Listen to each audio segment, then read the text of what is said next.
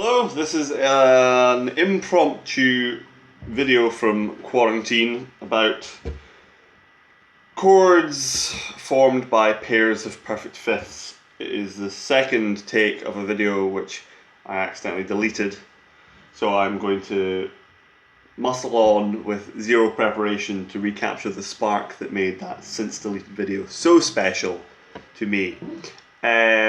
So basically was fiddling around with chords like that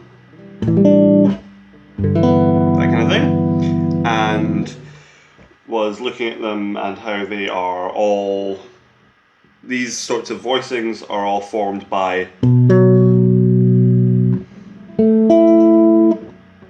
pairs of perfect fifths, pairs of 5 chords. I'll swap them around now, just realising. That kind of thing. So I decided to, for myself and anyone else who wants to eavesdrop in, go through exhaustively these pairs of chords by interval. So by that I mean this chord, for example, is made up of a pair of perfect fifths separated by a major seventh there, but more importantly an interval of interval class 1, which means an interval class 1 refers to a major seventh or a flat 9, or because if you were to invert that and have, rather than what is here, a B5 with an A sharp 5 on top, if you were to do it the other way around,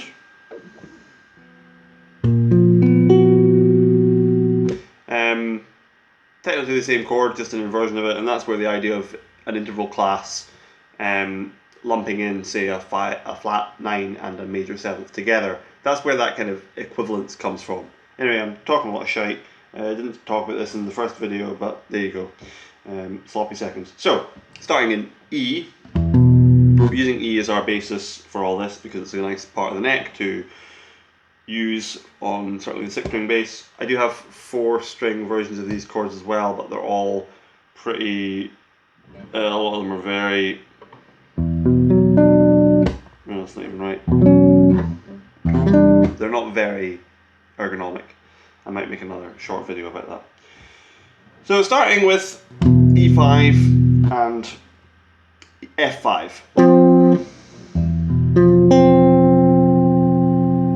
Pretty interesting chord, but inverted, it's an F major 7 sharp 11. Pretty nice, pretty usable.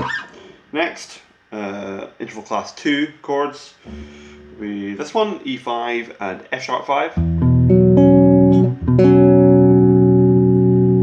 It's kind of just a stacked fifths kind of chord. The inversion of it is kind of an F sharp minor 11 type thing. Pretty nice. Next one, interval class 3. E5 and a G5. Yep, that's right. It's an E minor 7. The inversion of it is G6. Very nice. Next, interval class 4, yes. An E5 and a G sharp 5, making an E major 7. Which is, I've just G sharp 5 chord. If you take it down the octave, you get pretty ordinary E major 7 arpeggio. And its inversion is a funny chord.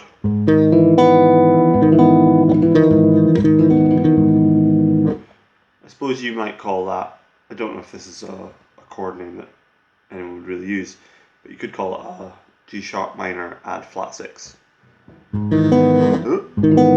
It certainly sounds very different to where am I even? The E major 7. So you might want to rename it. Anyway, interval class 5, perfect fourth.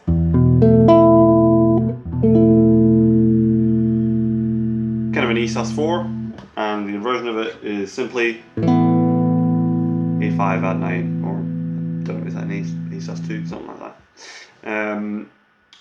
That kind of simple 1, 5, 9 type thing. Lastly, tritone, interval class 6. Don't know what that chord is. Yeah, no idea. And if you invert it, you're going to get the same progression of intervals. So it's not going to tell you anything more. It's not going to change the name particularly. It just changed the root name. In the same way as I suppose an augmented chord.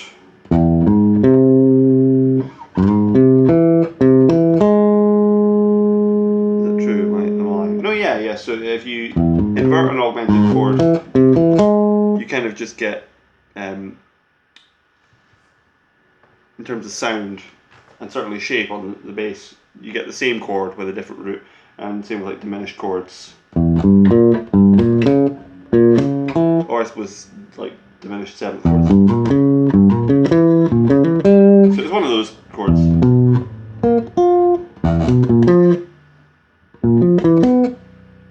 Anyway, the nicest voicing for this chord, it doesn't use its fifths at all. It uses, I suppose, a pair of tritones, a major seventh apart, and it sounds like this. It's quite nice, but I don't know what it is. Anyway, so there's a rather rambling, completely impromptu video about chords, and there you go.